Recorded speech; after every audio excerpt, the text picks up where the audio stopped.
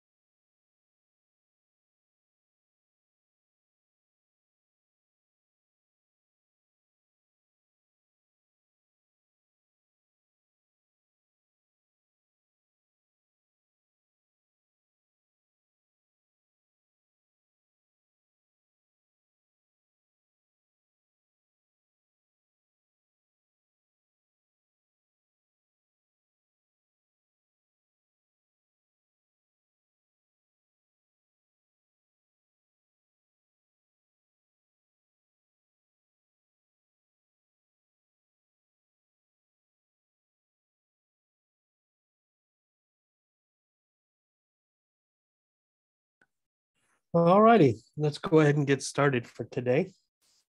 And the plan is to continue our discussion of electricity. I believe last class I left you with this particular example where you have two charges placed basically on the x-axis, a certain distance apart, and you want to put this third charge somewhere in between the two charges such that the net force felt by this charge is zero. Well, in order to attack this type of problem, we have to remember what type of equations we have to work with. And of course, the equation we have is the Coulomb force, which is the force or the force felt by a charged particle due to a different charged particle. So if there are two charged particles sitting somewhere close to each other, they will feel a force on each other. The direction of the force, of course, depends on whether the charges are like charges or unlike charges, because, of course, if you have like charges, then they will repel each other. Whereas if you have unlike charges, they will attract. And it depends on the distance between them and things like that. The equation itself goes K Q1 Q2 over R squared. K, of course, is just a constant. It's a number, and we're going to use 9 times 10 to the 9, although that's kind of an approximation. It's actually closer to 8.99 times 10 to the 9, but this is just easier to remember. And then, of course, the Q's, Q1 and Q2, are the magnitudes of the charges on the two particles. And usually for the types of problems we're going to be doing, they're of the order of microcoulombs. So if you see micro Coulomb as a unit, what it means is times 10 to the minus 6 coulombs. So 2 microcoulombs is 2 times 10 to the minus 6 coulomb. That's a conversion. And of course, the distance R is the distance between the charges in meters. And so, generally speaking, we have a system of charges, and we'd like to know what's the total force felt by one of these charges. And so we would build up our equation F on 1, the total force felt by some charge, let's say Q1, will be given by the force on 1 due to 2, plus the force on 1 due to 3, plus the force on 1 due to 4, and so on. If there's a whole bunch of charges and you want to know the total force that this particular charge will feel, thankfully, what we can do is look at each charge individually as if the other ones don't exist. So you would say the force felt by charge 1 only due to the second charge, and forget about charge 3 and 4 and 5 and 6 and blah, blah, blah. And you'll get some number for that. And then you say, all right, now forget about charge 2. Now just charge 3 and charge 1 exist. What's the force felt due to charge 3? And then the same for 4 and the same for 5. As many charges as there are in your system. And you would add all those forces together to get the total force felt by the charge. Makes perfect sense. Of course, the actual doing of this, applying this thought, is not quite so straightforward because forces are vectors.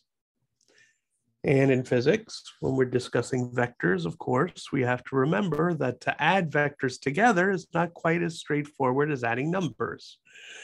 The fact that vectors have magnitudes and directions means that if the vectors happen to point in different directions, so they're not all lined up in the x-axis, maybe some are in the y-axis, or some are at angles or whatever, then the way we add vectors together is to do it component-wise. You would take every one of these forces, break each one up into an x component and a y component. Then you'd add all the x components together to get a total force in the x direction. And of course, the same for y. Add up all the y components, and that'll give you a total force in the y direction. From there, you do magnitude and direction. It's purely the vector stuff we did last semester, and we talked about in a math review earlier this semester. It's just now, to get the value of these components, we have to use these equations, the Coulomb force equation. That gives us a number for the force. And then it's going to have an x component and a y component and so forth. So that's the theory. And like I said, we were left with this particular example where you're given Q1 and Q2 placed on the x-axis 10 meters apart. And you know the value of their charges. And the question is to figure out where you should put this third charge, Q3, which happens to be a negative charge, but that's just a detail. You want to put it somewhere such that all the forces cancel out, all the forces balance. He's pulled just as much to the left as to the right. Or another way of saying it is the net force acting on charge 3 is 0. Okay, they all mean the same thing. All the forces balance, the total force is 0. He's pulled as much to the left as he is to the right. These are all saying exactly the same thing. And what it's saying is when we go calculate the total force felt by 3, which is going to be the force felt by 3 due to charge 1, plus the force felt by 3 due to charge 2, right? Charge 3 will feel 2 different forces, one because of charge 1 and one because of charge 2. And if I add them together, I better get 0. That's my main equation. That's what I want to solve. Now, obviously, of course, I'm going to modify this by plugging in the Coulomb force equation to this to get the details, to get all the variables lined up and the numbers we're going to need. But this is basically all I'm doing. The total force by charge on charge 3 is 0. And what is it? It's made of two different forces, one due to charge 1 and one due to charge 2. So let's look at it. Let's look at the force on 3. Let me do it in a different color so we know this is the answer. Let's look at the force on 3 due to 1. Okay. Well, first, I was told, kind of as a hint in solving this problem, is since I need to figure out where I should plug Q3 in on this picture so that the total force is 0, you pick a place. And so this place was chosen. What is that place? Well, the distance from the origin, or from Q1 to where I'm going to put the charge, I'm going to call it R1. Some distance. And my job for this problem is to calculate what is this distance R1? What is that number? That's the answer I'm looking for. So if I place the charge Q3 there, and I'm mandating that that's the location where the 0 force is going to come from, then the equation is K Q1 Q3 over R1 3 squared. Okay, again, I'm forgetting about the fact that there is a charge 2. He doesn't matter right now. I'm only looking at the interaction between charge 1 and charge 3. And the force felt by charge 3 due to charge 1 is given by this equation. Now, I want to go ahead and plug numbers in. So what does this look like? Well, K is 9 times 10 to the 9. Q1 is 2 times 10 to the minus 6.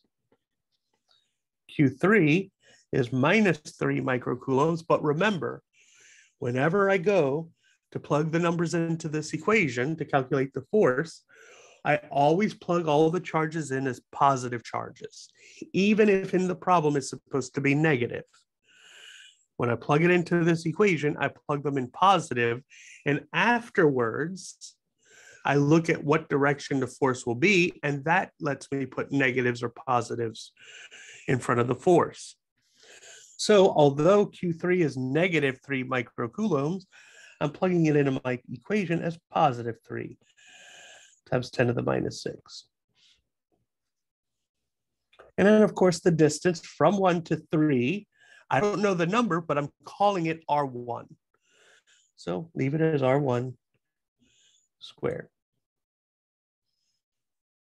And there we go. That's as much as I can do for him. I don't know what this force is. I don't know the number for the force. So that's a variable. That's an unknown. And I also don't know the number for R1. That's actually the answer I'm trying to get. So there's two unknowns sitting here. I can't solve this problem. So I leave it and I look at the second force. What's the other force in my equation? Oh, by the way, before I move to the second force, are there any questions about setting up this particular equation?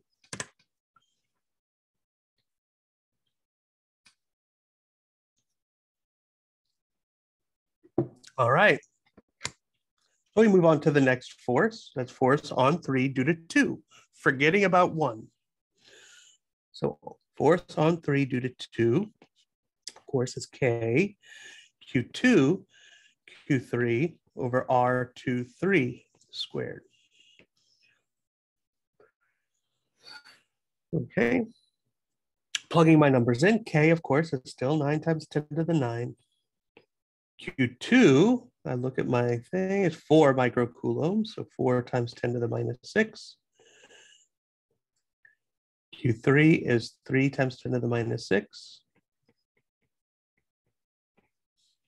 All divided by the distance from Q2 to Q3, or from Q3 to Q2. Now, this is where things get a little interesting. I'm calling that distance R2 in my picture, right? R2. I don't know what this number is. Now, there's going to be an issue that pops up, which we're going to see, which is if I call this distance R2, since I don't know what the number is, then eventually what I'm going to be left with is too many unknowns. I won't know the value of R1 and I won't know the value of R2. So I'm going to have two unknowns for my equation. And again, with math, if I only have one equation to use, which is this first one right here, well, if I only have that one equation, then I can only have one unknown in it. I can't have two unknowns. So what we're going to have to do here is figure out how to show or how to write down the value of R2 in terms of other stuff we happen to know. So in other words, instead of calling the first distance R1 and the second distance R2, and they both we don't know, obviously the value of R2 should depend on R1. And here's a way of looking at it. Here's my little graph. If I put a charge here and I put a charge here, and I'm told that the distance here between these two charges is 10 meters. Now I'm going to place my Q3 somewhere, right? Let's say I placed it right at the origin. So I place Q3 exactly where Q1 is, same exact location. Well, if I do that, then R1, of course, is 0 because the distance from 1 to 3, if they're at the same point, is 0. And R2, which is the distance from Q3, which is at the origin, to Q2, which is over here on the right, well, if he's at the origin, if he's where Q1 is, and I know the distance from Q1 to Q2 is 10 meters, then surely the distance from Q3 to Q2 is also 10 meters. All right, that's fine. So there's one example. But let's say I placed the charge somewhere else. Let's say I placed it right at the center, exactly in between. Then we have R1, the distance from Q1 to this new location, which is in the middle, is of course going to be 5 meters. And so the rest of the way, which is from Q3 to Q2, well, that's also 5. Now, how do I know it's 5? Well, easy. If I know R1 is 5, so I place my charge 5 meters away from R1, and I know the total distance from R1 to R2 is 10 meters, then once I've placed this charge Q3, I can always find the distance from that charge to the second charge by using 10 minus R1. Always. Or 10, meaning whatever this distance is.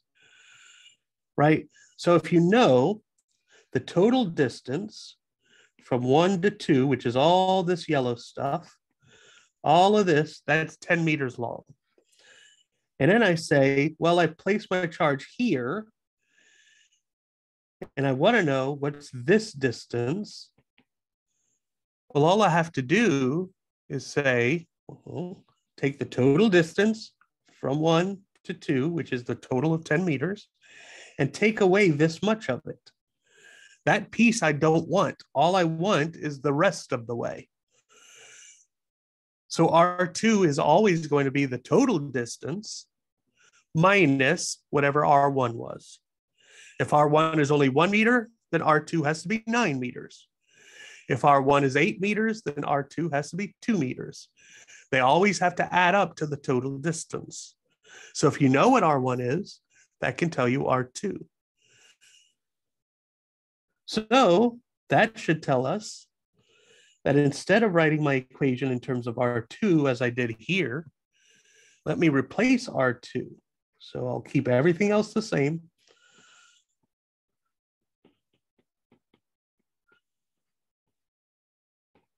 Times 10 to the minus 6.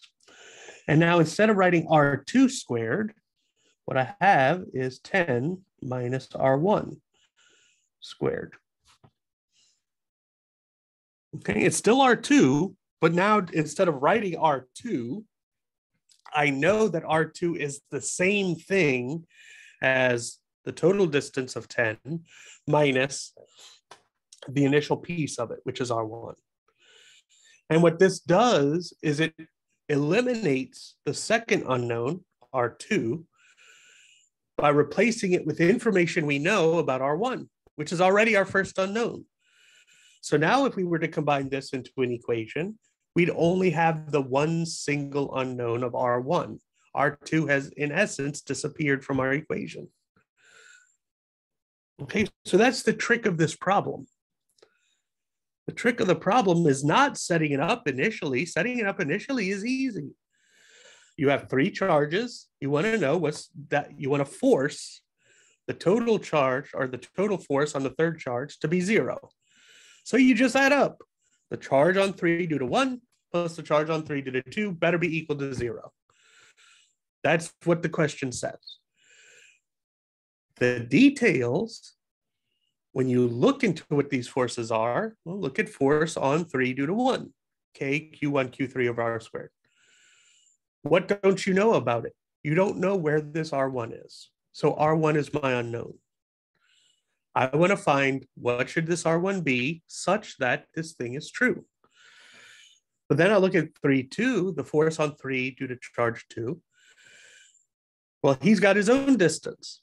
The good news, of course, is that his distance, R2, depends on the value of R1. If R1 is really big, then R2 has to be really small because there's only a certain amount of distance here. You've got 10 meters to work with. If you use 4 of the meters up with R1, then you only have 6 meters left. And the way we write it is the total distance between 1 and 2, which in this case happens to be 10 meters, minus the distance between 1 and the charge you're placing, which in this case we call it R1. All right, so are there any questions about that aspect? Converting the R2 distance into other distances we happen to know something about.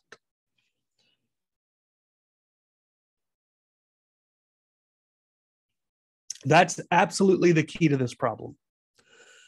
The only reason you'd get a question like this from a professor is purely to see if you know that trick. The rest of it is the math and make sure you're doing your math correctly, but that's the trick. Now, if you're paying attention, you should know right now that there's already something wrong that I've written down on my paper, or at least something incomplete. Remember, I said every time we write down these forces, or the equation for the force, I'm always going to plug the numbers of the charges in as positive numbers, and it's up to me to place a positive or a negative in front of the force, depending on whether the force is pulling the charge to the left or to the right. Well, I've been very loose with this, and I haven't done any of the positives or negatives yet. So we better do it. Let's look at the force on 3 due to 1. If I were to place my charge there in where I put it in blue on this picture, then the question is, which way will Q3 move because of Q1? Forget about Q2. Pretend Q2 is not there. So if all I do is look at Q1 and Q3, well, Q1 is a positive charge, Q3 is a negative charge. So they're unlike. Unlike charges will attract each other, which means Q3 will be pulled towards Q1. So the force on 3 is pulling him to the left. And of course, to the left means the force is negative. So I need to have a negative sign on his force. And we look at the force on 3 due to 2. So now pretend Q1 doesn't exist. And we say Q2 is a positive charge, Q3 is a negative charge. They're unlike charges, so they attract. If they attract, of course, that means that Q3 will be pulled towards Q2, which means he's going to be pulled to the right. And of course, a force which pulls you to the right is a positive force because the right is positive. So his force, what I wrote down, is a positive force. So I don't have to put the negative in for him. And now we're good to go. I've got my positives and negatives straightened out. I've written down the equations for each force. Now all I have to do is what I've circled right here in yellow, which is to add up the force on 3 due to 1 plus the force on 3 due to 2 and set it equal to 0. From there, I'll be able to solve for whatever my unknown is. So let's go ahead and do it. All right, total force on 3 is the force on 3 due to 1 plus the force on 3 due to 2, and I'm going to set this equal to 0. So what's the force on 3 due to 1? Well, I have it right here. Let me go ahead and just recreate it.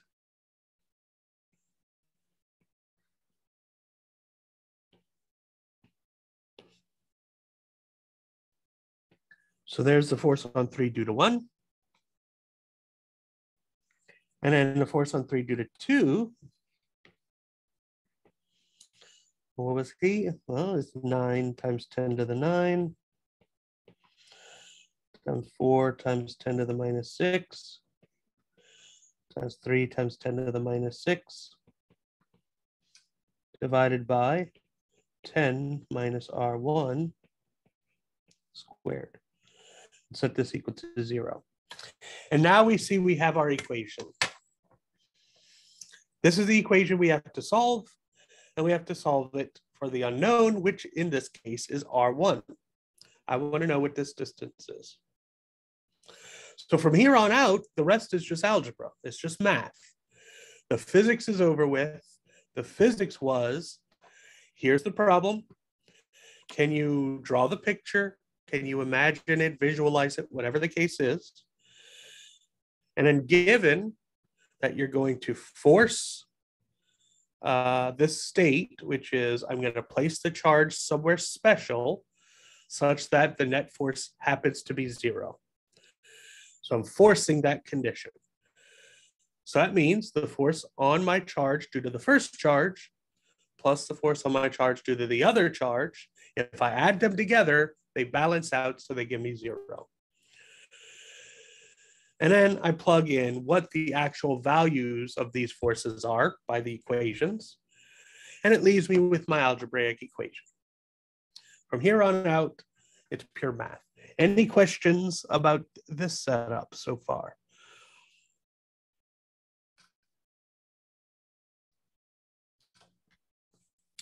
All right, so now I guess all we have to do is start simplifying this down. The first thing I'll say is one of the best things to do at the beginning is to go ahead and take all my numbers. So look at this numerator here that I circled in yellow. Instead of writing down those 3 numbers multiplied by each other, just multiply them out and get one single number. So I have 9 times 10 to the 9 times 2 times 10 to the minus 6 times 3 times 10 to the minus 6. And I get, remember the negative still there, I get 0.054 over R1 squared. All right, so that looks a little nicer already. The second term, I do the same thing. 9 times 10 to the 9 times 4 times 10 to the minus 6 times 3 times 10 to the minus 6. And I get 0.108 over 10 minus R1 quantity squared equals 0. All right. From here, what do? Well, obviously these fractions are not nice. I don't like fractions, at least not in these algebraic equations. They make things messy. So what I would do is basically cross multiply. multiply everything by the denominators. Okay, so let's say first thing is I'm going to multiply everything here by R1 squared. Okay, what does that do? Well, by multiplying by R1 squared, I'm going to cancel out the first denominator because R1 squared times divided by R1 squared is zero. I'm sorry, not zero, it's 1.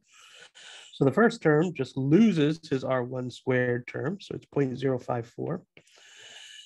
But the second term now gains 0.108 times R1 squared, and his denominator is still sitting there. And then on the right, multiplying R1 squared times 0, you still get 0. So there we go. I multiplied everything by the first denominator. The first term, the denominator cancels. Second term, you're multiplying the numerator by R1 squared. And the third term, which is the right side of the equation, is still 0. Next, multiply everything by the other denominator. 10 minus R1 squared. Okay, what does this do? Well, the first term, you got to multiply it by that parentheses, 10 minus R1 squared. But the second term cancels out the denominator. So all that's left is the 0.108 times R1 squared. And all of that's still equal to 0 on the right side. Okay, so I basically cross-multiplied. Or I multiplied everything by the two denominators. It means the same thing in this context. All right, so we continue. The next step I'm going to do is I'm going to take this thing, which is the squared term, and I'm going to multiply it out. So what does this give me? Well, this part stays the same. I haven't messed with him yet. But now, this 10 minus R1 squared becomes 10 times 10, which is 100, minus 20 times R1 plus R1 squared. Okay. So you take the 10 minus R1 in the parentheses and you square it. That means you multiply it by itself. And that becomes A squared plus B squared minus 2 times A times B. Remember in your algebra, that little trick, if you have A minus B squared, it's A squared plus B squared minus 2AB. Or if you don't like it, you could just write down the two parentheses, the two binomials, and do your FOIL method. And you're going to get this same thing. I just like to remember A squared plus B squared minus 2AB. It's easier. So there's the first term. Second term, well, that's easy. I don't do anything to him yet because he's nice and fine. There's nothing to do.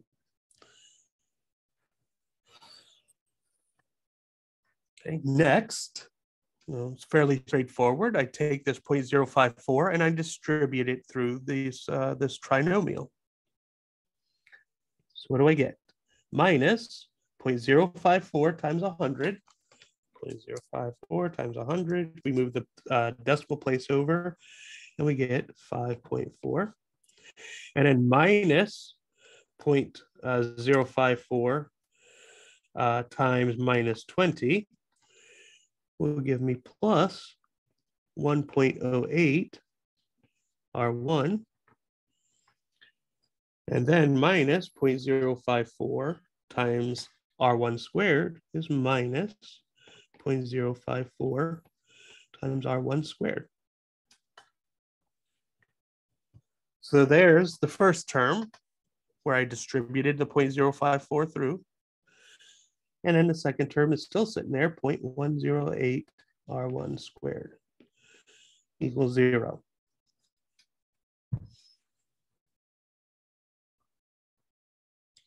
Alrighty. So next, we want to collect like terms, as usual. So we look, okay, there's an R1 squared here, there's an R1 squared here. So we add those two terms together. And what do we get? We get 0.054 R1 squared. And then here's the R1 term, so plus 1.08 R1. And then the term without the R1 minus 5.4 is equal to 0. And now we have our quadratic equation. So if you remember at the beginning of the semester, I said there will be times we're doing algebra, we have a quadratic equation. We don't have to go through the trouble of trying to factor or anything, just use the quadratic formula. And so the quadratic formula says, once you have your equation in standard form, so here's the A, here's the B, and here's the C. Now the answer, R1, will be minus B, minus 1.08, plus or minus the square root of B squared, 1.08 squared, minus 4 times A, 0.054, times C, minus 5.4. All of this divided by 2 times A, 2 times 0.054.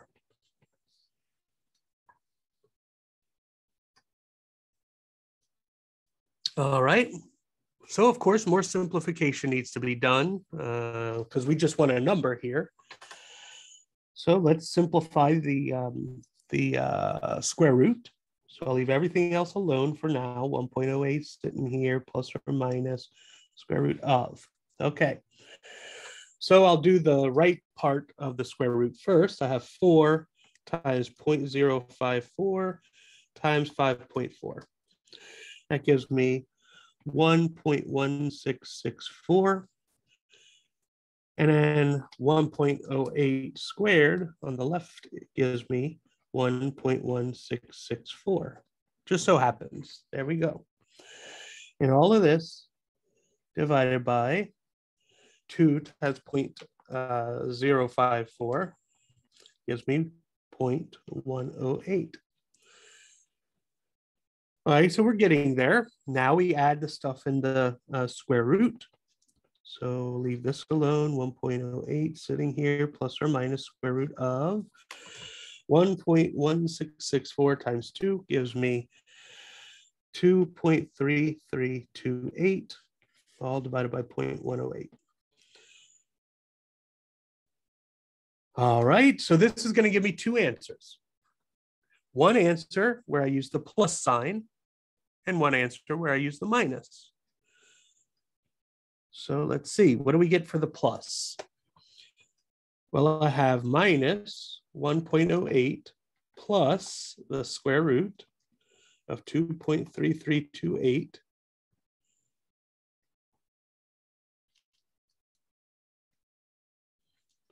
All of that divided by 0.108, and I get an answer of 4.14. And then, of course, I could do the other one, but notice if I do the other one, well, that is to say I use the minus sign here. If I use the minus sign, then my answer is going to be negative. And if my answer is negative, remember the original question. The original question is, where between these two charges should I place this charge? Well, if the answer is -5, what that means is I have to place it over here somewhere, outside of where the two charges are, not between them. And so since I don't care about that, I'm looking for where in between I should place it, then I can just ignore the other one. I could get the answer. There's no problem. Just plug the numbers in my calculator, get the answer. But since I know it doesn't matter to me, I won't do it. So all I'll do is use the answer I care about, which in this case, it says, where should I place my charge? I should place it 4.14 meters to the right of the origin. or 4.14 meters to the right of charge 1. So I now know R1 is 4.14 meters. That's my answer. And there we go, finally. A long, tedious problem with sort of messy algebra. But look, we're physicists, we're engineers. That's what we do. We take problems. The problems are not always simple. They're not always purely straightforward with easy numbers everywhere. We take our knowledge and we use the tools at our disposal, and we just work our way through the math little by little. We have the talent to do it. We have the ability to do it. We just have to be careful. So what's the method here? This style of problem, you place charges in your system in some way, and then you're going to mandate some condition. In this case, the condition was, I want the net force on my charge that I'm about to put to be equal to 0. So I'm going to place it somewhere inside of the system that already has charges sitting there. I'm going to place it in a very specific place where the net force will be 0. And I want to figure out, where should this place be? What should be the distance I move to the right to put my charge? And so, of course, intuitively speaking, this is very simple. All I have to do is say, well, I'm going to mandate the total force on charge 3, the charge I'm going to place, is 0. What is the total force? Well, it's the force that charge 3 feels because of the first charge, plus the force that charge 3 feels due to the second charge. If I add those two forces together, the mandate is it better be equal to 0. So fine, perfect, done. Now, what is the force felt by charge 3 due to the first charge? There's my equation. K Q1 Q3 over R1 squared. Plug all the numbers I know in. Figure out, will this force be a positive force or a negative force? How do I figure out if the force is positive or negative? I look at my picture, or I imagine in my mind. I say, okay, if I place my charge here, my charge is a negative charge. Charge 1 is a positive charge. They're unlike, and I know that unlike charges attract each other. So if they attract, that means Q3 will feel a force pulling him towards Q1. And in this case, towards Q1 is to the left. So his force should be a negative force because he's to the left.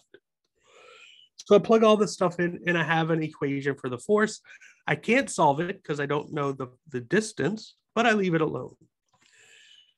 I then look at the force on 3 due to 2. Same exact thing. Forget about the fact that charge 1 is there. I'm now just looking at charge 2 and 3. What's the force he feels? Same thing, K Q2 Q3 over R2 squared. Plug all the numbers in. Is he positive or negative? Well, Q3 is a negative charge. Q2 is a positive charge. They're unlike, which means they attract. And if they're attractive, that means Q3 will be pulled towards Q1, which in this case means he's being pulled to the right. To the right is positive, so his force should be positive.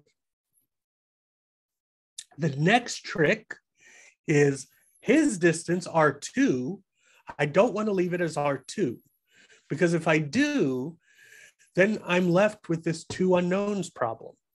R1 is an unknown, and now R2 would be an unknown as well. However, I know that once I place Q3 down, then R2 and R1 will always be related to each other.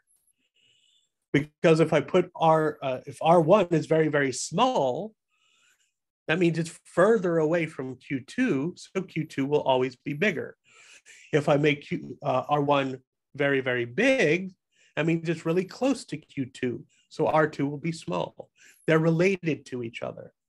Changing R1 will always change R2 and vice versa. So rewrite R2 as an equation with R1 in it. How do we do it? We say, well, if I want R2, which is the right side distance, I take the total distance and I subtract off the left side stuff because that's not stuff I care about. So for our problem, R2 becomes 10, the total distance, minus R1, the left side stuff. And so I plug that in for my R2, and now I have my two pieces of equation. Force on 3 due to 1 and a force on 3 due to 2.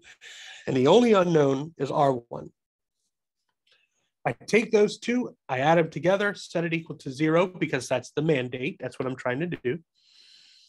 And from there, everything else is algebra to solve for the unknown R1. How you do the algebra is up to you.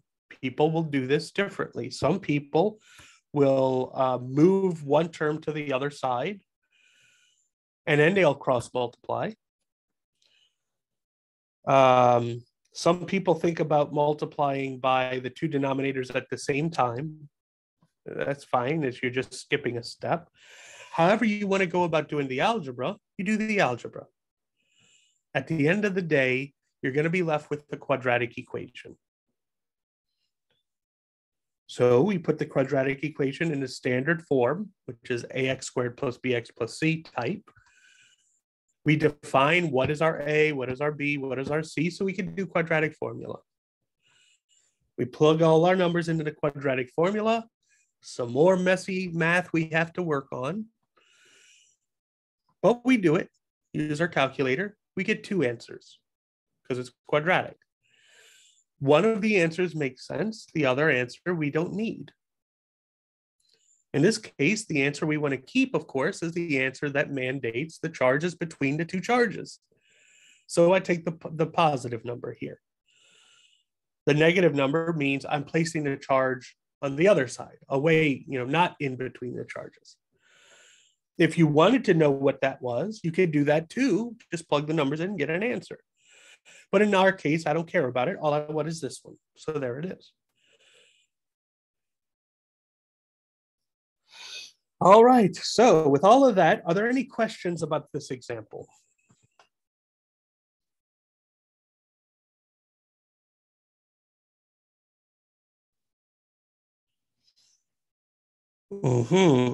So what I'm assuming here is it's early in the morning and people don't really want to think too much about this stuff, which I don't blame you.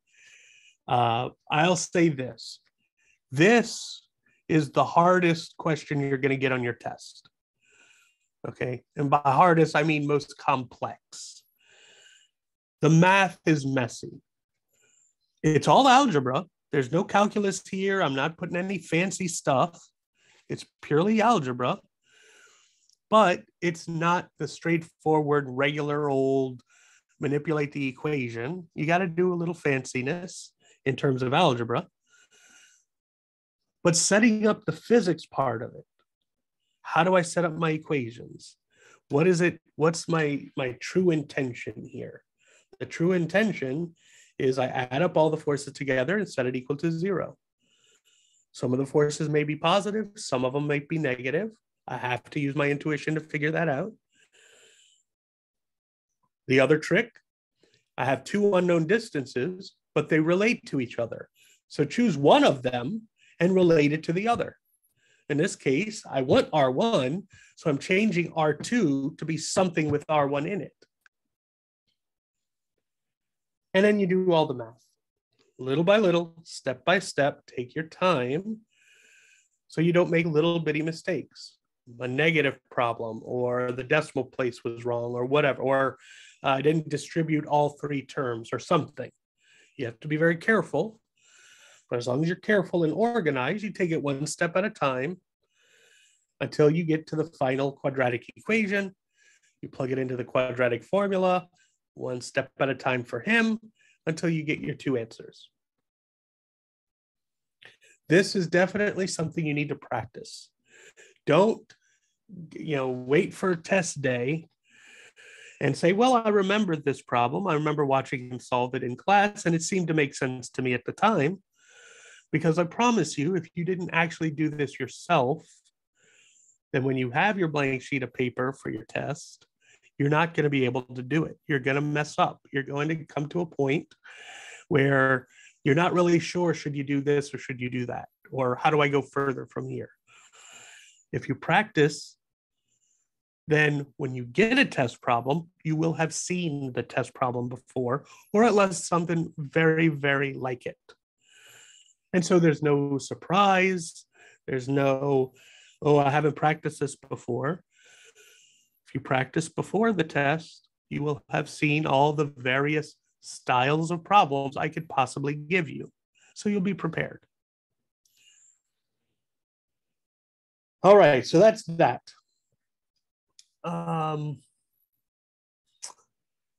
What's the future hold for us?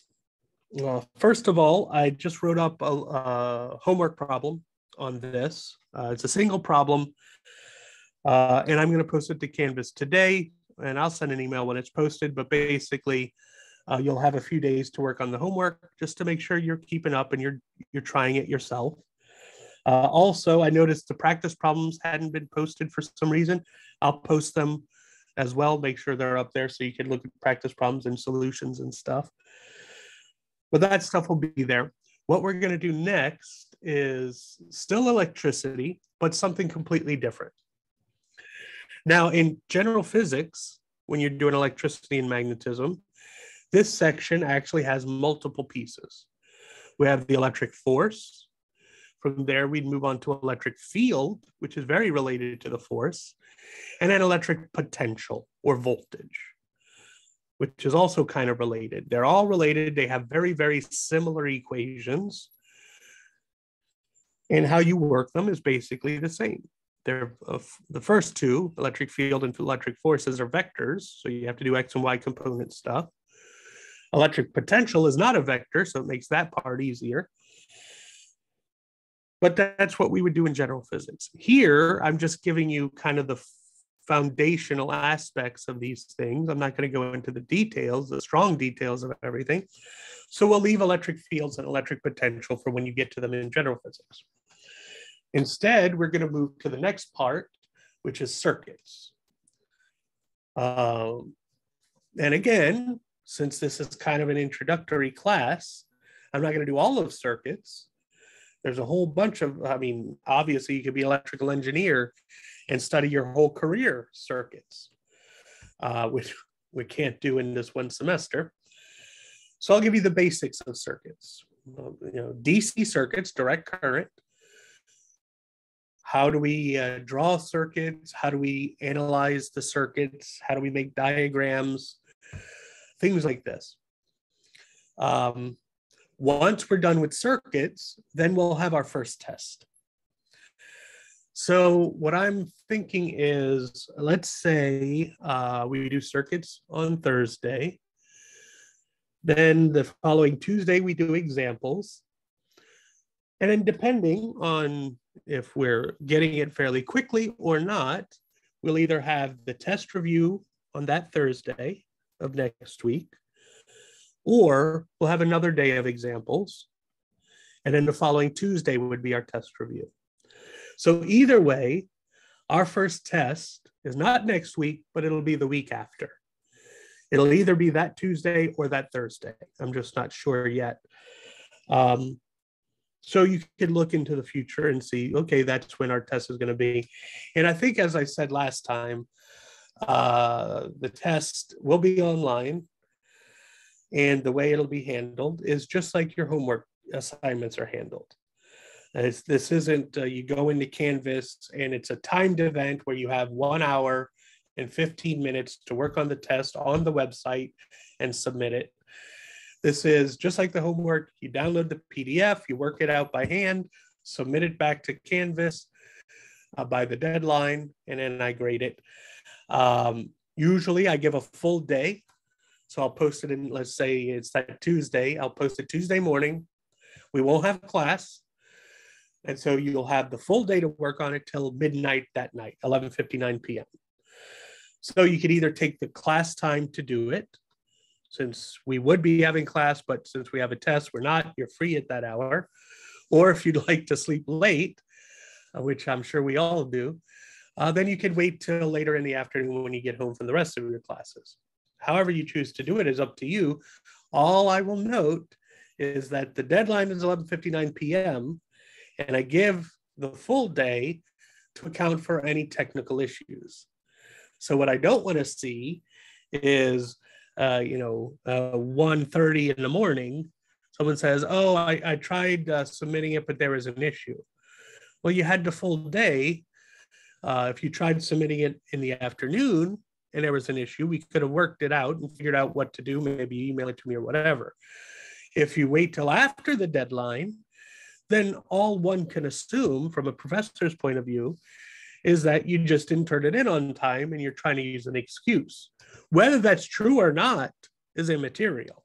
That would be the thought that would come to mind. And so you want to avoid that.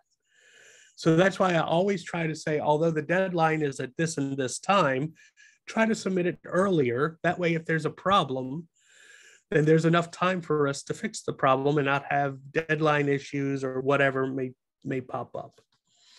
Anyway, I'll discuss it more when we get to the test review stuff. I'm just kind of foreshadowing what's to come. Next class, we'll do circuits. We'll start circuits, then do example stuff on the circuits. Then we'll have a test review, and then we'll have the first test, which is on electric forces and circuits.